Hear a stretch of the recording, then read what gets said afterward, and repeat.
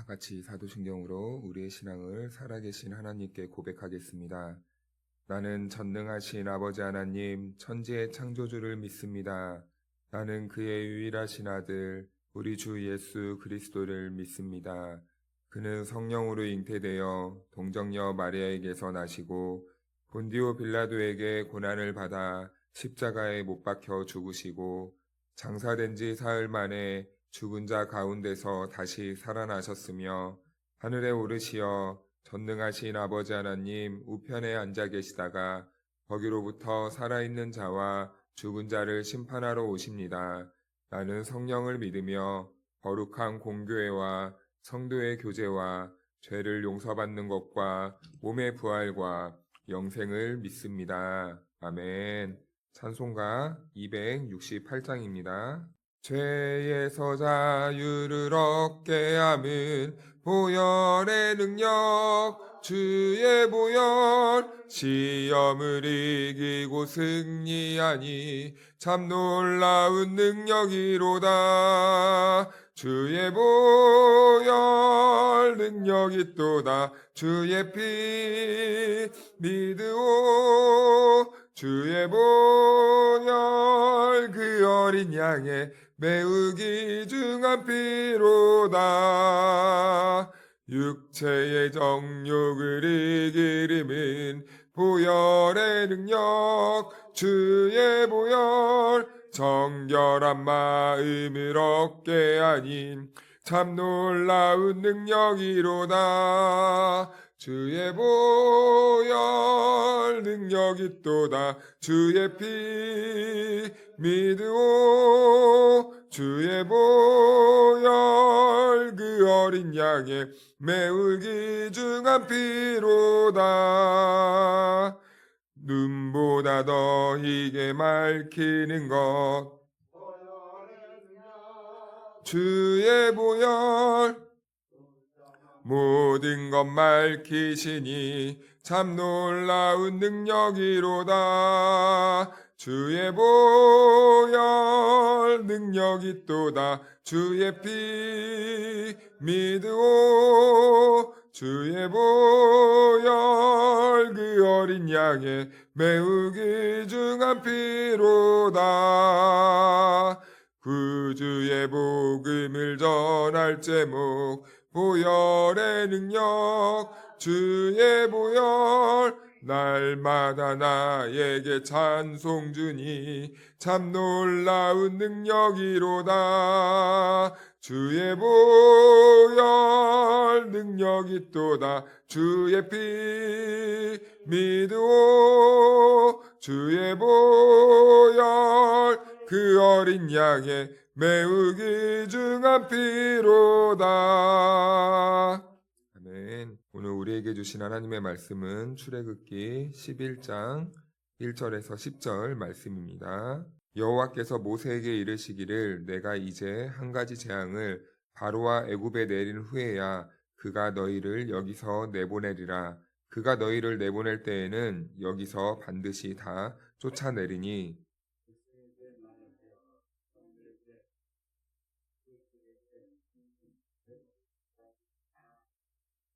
여호와께서 그 백성으로 애굽 사람의 은혜를 받게 하셨고 또 그 사람 모세는 애굽 땅에 있는 바로의 신하와 백성의 눈에 아주 위대하게 보였더라.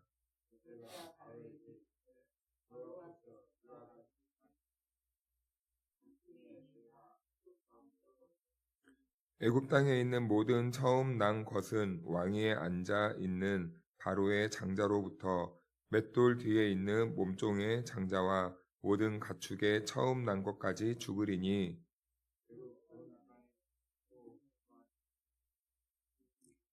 그러나 이스라엘 자손에게는 사람에게나 짐승에게나 개 한 마리도 그 혀를 움직이지 아니하리니 여호와께서 애굽 사람과 이스라엘 사이를 구별하는 줄을 너희가 알리라 하셨나니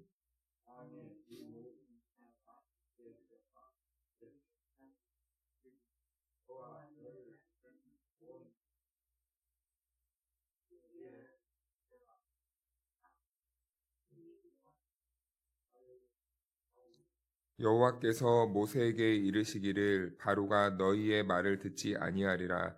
그러므로 내가 애굽 땅에서 나의 기적을 더하리라 하셨고 이 모든 기적을 바로 앞에서 행하였으나 여호와께서 바로의 마음을 완악하게 하셨으므로 그가 이스라엘 자손을 그 나라에서 보내지 아니하였더라. 아멘. 할렐루야. 네, 하나님의 은혜와 평강이 우리 모두에게 함께하기를 주님의 이름으로 축원하고 축복합니다. 네, 11장은 첫 번째 재앙에서부터 아홉 번째 재앙까지와는 약간 남다른 차별이 있습니다. 첫 번째부터 아홉 번째 재앙까지는 예고한 후에 즉각적으로 재앙을 시행하는데요. 그런데 마지막 이 재앙은요, 한 번 더 하나님께서 여지를 계속 주고 있습니다.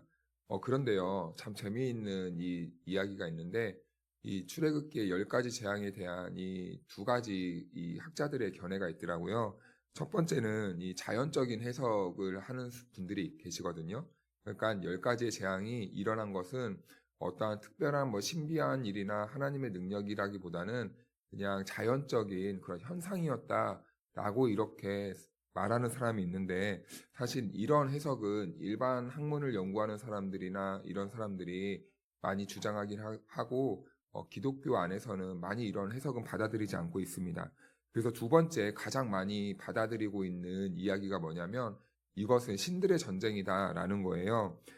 그래서 10가지 재앙이 사실상 애굽 땅에서 우상처럼 이 섬기던 추앙하던 신인데, 그 신들을 하나님께서 하나씩 하나씩 깨뜨리고 무찌르심으로 애굽 사람들에게 하나님이 하나님 되심을 드러내고자 하는 목적이 있었다. 그래서 첫 번째는 사람들이 이거는 자연적인 현상이다, 그냥 일반적인 현상이고 어느 때나 일어날 수 있는 모습이다, 이렇게 생각하는 사람도 있고, 두 번째는 아니다, 이것은 하나님께서 애굽의 신들을 무찌르는 것이다 라는 이러한 이야기가 있다는 것입니다. 그런데요, 우리는 이 두 번째 이야기를 많이 받아들이고 있거든요. 그런데 이 두 가지 하나님께서 두 번째 하나님께서 이 신들을 무찌르면서, 그리고 또 세 번째 세 번째 해석도 생각을 하게 되는데, 그 신들을 무찌르시는 거고, 그렇다면 이제 하나님께서는 왜 이 10가지 재앙을, 왜 10번의 재앙을 이렇게 보내셔야만 했는가라는 이 질문이 생기더라고요. 우리가 생각할 때는 그냥 한 번에 그냥 탁 끝내면 좋잖아요. 한 번에 재앙을 탁 보내서 애굽도 그냥 굴복시키고 이스라엘 사람들도 그냥 하나님을 인정하게끔 할 수 있을 만큼의 그런 능력으로 하나님은 끝낼 수 있는 것 아닌가. 근데 왜 하나님은 계속 왜 좀 이렇게 10번이란 재앙을 통해서 계속해서 이 이스라엘 백성들을 힘들게 하는 것처럼 보일까? 그런데요, 거기엔 다 이유가 있더라고요. 사실은 한 번에 하나님께서 우리들에게 어떠한 재앙이나 사인을 주시면요, 우리 인간은 어떻게 될까요? 버티지 못할 겁니다. 그래서 하나님께서는 계속해서 이렇게 10번이란 재앙을, 여러 번을 이렇게 재앙을 보내는 이유는 차근차근 우리들의 이 눈도 열어주시고, 그리고 우리들의 이 귀도 열어주시려고, 그래서 이 재앙이라는 것을 통해서 하나님의 말씀을 알아듣게 하시려고 하나님께서는 이 몇 번의 재앙을 계속 보낸다는 것이죠. 그래서요, 우리는 신앙생활을 하다 보면요, 하나님에 대한 생각을 많이 할 때가 있습니다. 이것은 신앙인들이라면 자연스럽게 이렇게 되거든요. 왜냐하면 이 성경도 읽어야 되고, 그리고 예배도 드리고, 신앙 교제를 하다 보면은 우린 주로 듣는 이야기가 하나님, 성경에 관한 이야기예요. 그러다 보니까 우리는 자연스럽게 머릿속에서 생각나는 일들이, 하나님은 어떤 분이신가? 하나님은 왜 이런 말씀을 하시는가? 라는 이런 생각을 많이 하게 될 때가 있습니다. 그리고 또, 아니, 하나님은 나와 생각이 다르다는데 도대체 어느 정도까지 생각이 다르신 것일까? 왜 하나님은 나를 이렇게 인도하실까? 라는 이러한 또 생각도 하게 됩니다. 그런데 여러분, 하나님과 우리와의 생각 차이가 얼마나 많이 나냐면, 우리는 이렇게밖에 비유할 수밖에 없을 것입니다. 이런 얘기를 하면은 가끔 왜 꼭 그렇게 왜 꼭 그렇게 비약적으로 말씀하십니까? 하는 경우도 있는데, 그런데 우리는 하나님과 우리와의 생각 차이는, 제가 가끔 말씀드리는 게 저 개미와의 이 생각 차이, 그 이상의 생각 차이를 하나님과 우리와의 생각은 차이가 있다라고 말씀드릴 수밖에 없어요. 왜냐하면 이건 말도 안 되는 비교거든요. 하나님과 우리를 감히 비교할 수 없는데 굳이 비교하자면 그렇게밖에 표현할 수 없다라는 것입니다. 그래서요, 우리가 하나님이 하시는 모든 일들을 사실은 이해하기란 매우 어렵다는 거예요. 그래서 하나님은 이런 우리들에게 하나님의 뜻을 알려주셔야 되고, 그리고 하나님의 말씀을 듣게끔 하시려고 하다 보니까 천천히 하나님의 방법으로 우리들에게 계속해서 이렇게 사인을 주신다는 거예요. 그래서 어떤 목사님은 이렇게 표현을 하시더라고요. 우리가 신앙이 깊어지면 깊어질수록 변화가 생겨야 되는데 하나님의 말씀을 잘 알아들어야 됩니다. 라고 이렇게 말씀하시더라고요. 그래서 신앙이 깊어진다는 것은 하나님의 말씀을 통해서 또한 주의 종들을 통해서 무슨 말을 하시고 싶어 하는지 그 말을 잘 알아들을 수 있어야 됩니다. 라는 것을 이렇게 제안을 하시더라고요. 참 일리 있는 말인 것 같습니다. 그래서 첫 번째 재앙부터 마지막 장자가 죽는 재앙까지 오면서 패턴은요, 늘 이렇게 같아요. 하나님께서 모세에게 뜻을 전하고 때로는 모세를 통해 아론을 통해 바로에게 전하고 또 바로는 그 재앙을 듣고, 그런데 원하는 것은 말귀를 알아듣는 건데 순종하는 건데 이스라엘 백성이나 이 애굽의 사람들이나 바로나 그 말귀를 못 알아듣는 거예요. 그런데 그럴 수밖에 없었던 것 같아요. 사실은 이 이스라엘 백성들만 보아도 이 4대가 애굽 이 문화에 익숙해 있었잖아요. 4대라고 말하지만 400년입니다. 400년 동안 애굽 안에서 애굽의 문화와 애굽의 언어를 배우고 애굽의 철학을 배우고 애굽의 세계관을 들어왔었는데 단순간에 하나님의 말씀을 듣고 그들의 생각을 바꾸거나 변화된다는 것은 쉽지 않은 것이죠. 이 이스라엘 백성들은 애굽의 방식이 더 친숙했고 더 익숙했어요. 그래서 하나님은 그들의 이러한 익숙했던 것들을 계속 깨트려주고 싶었다는 거예요. 그런데 이스라엘 백성들이 갑자기 하나님이라는 신이 모세를 통해서 전달되게 되는 거죠. 그런데 낯선 거예요. 참 낯선 경험을 하게 되는 겁니다. 자신들이 경험했던 이 신들, 애굽이 말했던 그 신들과 이 하나님이라는 분이 다투기 시작하는 거예요. 그런데 사실 하나님은 애굽의 신들과 싸운 게 아니거든요. 우리는 이게 참 오해하면 안 됩니다. 이 성경에서 신들이라고 하는 표현들이 나오기 때문에 이 세상에는 참 다양한 신들이 있나 보다 라고 이렇게 생각하거든요. 그래서 유일신을 믿는다라고 할 때 우리가 때때로 많은 신들 가운데 하나님만 선택해서 믿는 겁니다. 이렇게 생각할 때가 있어요. 그런데요, 유일신이라는 개념은 그건 아니고요. 세상의 신은 단 한 분 하나님밖에 없습니다. 이게 유일신의 고백입니다.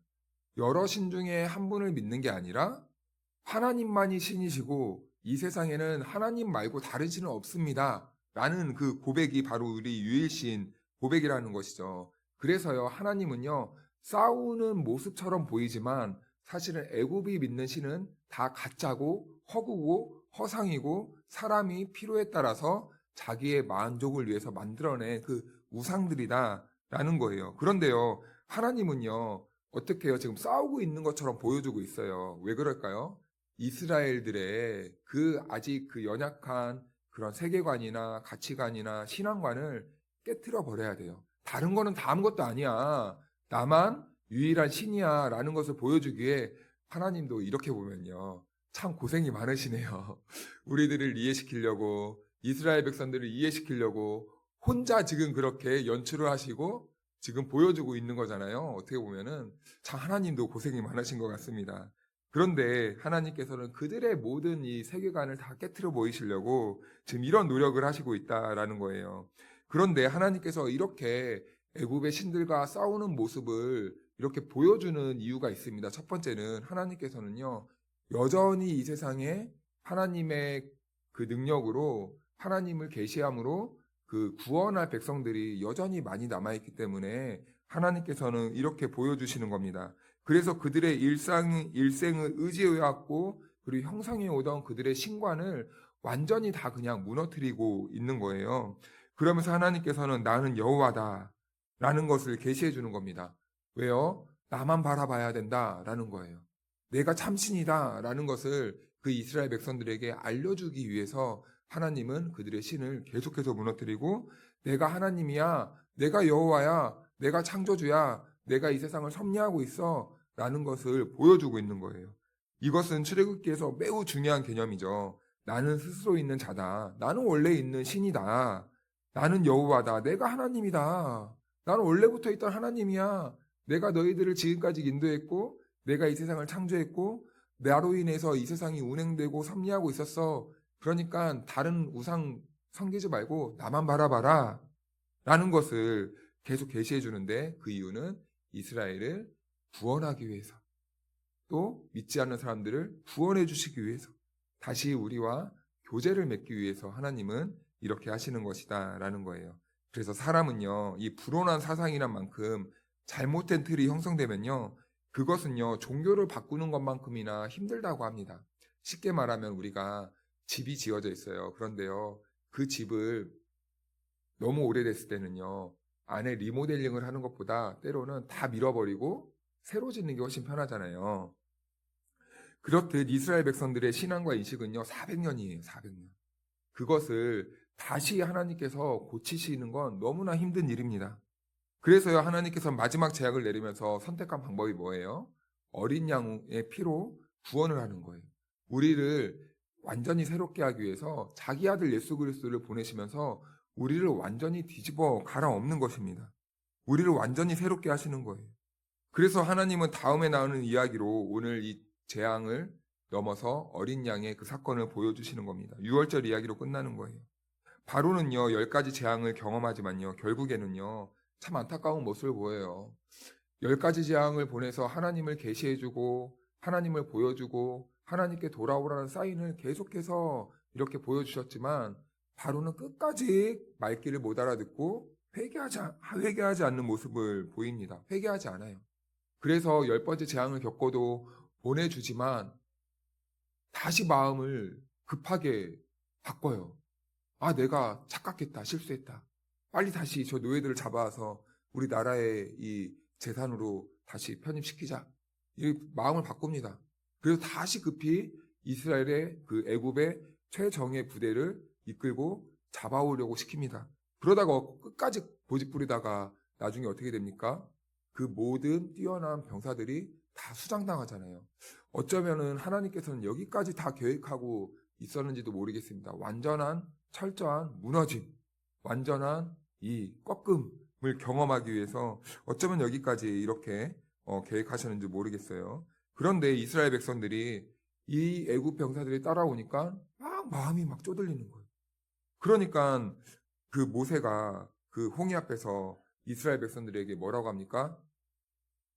너희는 오늘 가만히 서서 여호와께서 너희들에게 어떻게 행하시는지 보라. 하나님이 우리들에게 어떻게 행하시는지 보라. 어쩌면 이 말일 수도 있을 것 같아요. 야, 너네들 지금까지 하나님이 어떻게 우리를 인도하시는지 다 까먹었냐? 다시 한번 오늘 여기서 하나님께서 우리를 행하시는 그 위대하고 놀라우신 일들을 한번 지켜봐라. 라고 이렇게 선포하는 겁니다. 모세도 힘들었죠. 얼마나 식은땀이 났겠습니까? 앞에는 홍해고 뒤에는 애굽의 군사들이 막 쫓아오는 거예요. 그런데 모세가 이런 말을 하기가 쉬웠겠습니까? 어려운 것이죠. 그도 아마 마음이 막 불안했을 겁니다. 그럼에도 불구하고 모세는 어떻게 합니까? 두렵고 떨리고 등에 막 식은땀은 삐질삐질 나고 초조하지만 그래도 하나님께서 손에 붙잡게 하신 그 지팡이를 들고 홍해를 가리키면서 하나님이 명령하신 대로 그대로 순종하는 모습을 보입니다. 모세도요 하루아침에 이런 신앙을 가졌을까요? 아니에요. 이 하나님께서 타지 않는 떨기나무로부터 부르심을부터 시작으로 애굽에서의 이 재앙을 다 겪으면서 비로소 하나님에 대한 신앙이 열리고 눈이 열려서 하나님을 하나님으로 인정하게 되고 지금 이 이스라엘 백성 앞에서 오늘 너희는 하나님이 어떻게 하시는지 보라 라고 이렇게 말씀할 수 있게 되는 것이죠.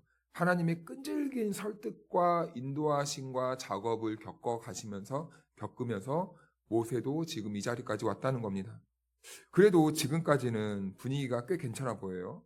이렇게만 하면은 이스라엘은 승승장구할 것 같습니다. 그런데 바다를 건넌 후에 세례를 받은 백성들과 모세는 계속해서 끊임없는 이 질긴 다툼과 이 밀당을 하게 돼요. 그러면서 모세도요, 인간인지라 33장에 이렇게 말을 해요. 이 이스라엘 백성들이 너무 막 괴롭히고 먹을 것 좀 달라, 입을 것 달라, 이런 막 민원들을 막 제기하기 시작하니까 하나님께 막 엉기고 대드는 모습을 보이는 거예요. 하나님, 내가 이 사람들을 낳았어요? 왜 제가 이 사람들 때문에 이렇게 고통을 받아야 됩니까? 라고 이렇게 막 대들듯이 말을 하는 겁니다. 그런데 여러분, 그거 아십니까? 이렇게라도 말할 수 있는 게 참 대단한 겁니다. 이거는요, 보통 믿음이 없으면 할 수 없는 거예요. 왜냐하면요, 하나님을 지금 누구로 생각하니까 이렇게 막 대들듯이 막 투정 부리듯이 어린아이가 부모에게 하듯이 말하는 거예요? 살아계신 하나님을 바라볼 수 있는 그 믿음이 있기 때문에 그 하나님께 투덜거릴 수 있는 거예요. 모세는요, 하나님께요, 어려울 때 반응했다는 거죠. 이게 참 여러분, 중요한 포인트입니다. 우리는 어떻게 너무 경건하면요, 우리는 어떻게 하나님께 대들 수 있어? 하나님이 말씀하는데 어떻게 저렇게 토를 달아? 그냥 하면 되는 거지 라고 생각할 수 있는데 사실은 그건 오히려 더 우리를 이 교리 안에 가두는 거죠. 정말 이 관계가 좋은 사람은요, 무슨 일이 있으면요, 투덜거릴 때도 있고 또 이렇게 말도 막 이렇게 함부로 막 할 때도 있고 어떻게든 좋게 관계를 만들고 좋게 해야 되니까. 그러니까 이렇게 모세도 하나님을 친근하게 생각했다는 거죠. 그래서 하나님은 모세에게 이렇게 말하죠. 꼭 친구와 같았다. 친구와 대화하듯이 이렇게 했던 사람이 바로 모세다라는 겁니다. 그래서요, 신앙생활에서 가장 무서운 게 있다면 무엇입니까? 무반응입니다. 무반응. 또 우리 교회 안에서 바라볼 때는 무관심이겠죠. 잘 되는 것도 무관심, 안 되는 것도 무관심, 신앙하는 것도 무관심, 그리고 하나님에 대해서도 무관심. 무반응, 무관심이 가장 우리 신앙생활에서는요, 버려야 될 것 중에 하나의 태도입니다. 아비암이라는 여자가 있어요. 여로보암의 아내였는데 이 아비암은요, 아이의 죽음에 대한 예고를 받습니다. 그런데요, 그때부터 어머니가요, 아무 소리도 하지 않아요. 반응을 보이지 않아요. 바람결에 스치고 지나가는 발소리밖에 기록하고 있지 않습니다. 성경에는. 서늘한 침묵. 얼마나 무섭습니까? 아이가 죽겠다는 그 소리를 들으면 여러분 어떻게 해야 되죠? 살려달라고 해야 되잖아요. 그런데요, 침묵이 있는 거예요. 반응하지 않는 거예요. 하나님의 말씀 앞에서 아무 반응하지 않는 겁니다. 얼마나 여러분 이게 무서운 건지 몰라요. 그래서 우리는 여러분 오늘 이 새벽에 하나님께서 기도의 자리로 불렀어요. 그래서 우리는요, 해야 될 게 있습니다. 잘 되든지 잘 안 되든지 우리는 하나님께 반응을 해야 된다는 것입니다. 우리의 허기짐과 목마름과 갈증을 가지고 하나님 앞에서 우리는요, 어떻게든 몸부림을 쳐야 된다는 거예요. 하나님 앞에서 보이지 않아야 하는 성도의 모습은요, 지금 내가 모습이 이 정도면 괜찮다라는 겁니다. 이 모습까지도 그런데요, 주님께 가지고 나아가면서 우리는 기도를 해야 된다는 것이죠. 하나님 앞에서 무관심하고 무반응하고 하나님 전 이 정도면 괜찮아요. 라고 이런 것까지도 우리는 다 가지고 나가야 된다는 겁니다. 하나님은요, 우리의 기도를 외면하지 않아요. 왜냐하면 우리는 하나님의 자녀이기 때문입니다. 하나님은 우리 아버지시기 때문입니다. 그런데요, 바로는요, 끝까지 그 하나님의 말씀을 거절했다는 거예요. 완고하게 됐다는 거예요. 거절하고 듣지 않았다는 겁니다. 그렇게 어떻게 됩니까? 애굽에는요, 결국엔 이 흑암의 어둠 뒤에 첫것의 모든 죽음, 이 애굽의 온 울음소리가 가득하게 됩니다. 재앙이 와야 된다는 거죠. 하나님 앞에서의 무관심, 무반응, 거리가 멀어짐, 그 결과 처참한 현장입니다. 그럼 사랑하는 여러분, 지금 우리는요, 하루의 첫 시간을 주님 앞에 이렇게 나왔습니다. 오늘 이 시간 우리가 하나님 앞에서 반응하는 시간이 되었으면 좋겠어요. 우리의 모든 문제와 우리의 모든 마음의 아픔과 상처와 잘 되지 않는 부분들, 어려운 부분들, 그 모든 문제들을 하나님께 툭 던져놓고 하나님 도와주세요. 하나님 이게 힘드네요. 라고 때로는 투정도 부리고 때로는 소리도 지르시고 그 모든 것을 다 하나님께 맡기는 시간이 되었으면 좋겠습니다. 그래서 오늘 하루도 우리 주님이 오늘 이 시간 우리들에게 은혜 주시고 우리들에게 말씀해 주신 그 힘과 능력을 가지고 주어진 자리에서 능력 있게 살아갈 수 있는 저와 여러분들이 되기를 주님의 이름으로 축원합니다.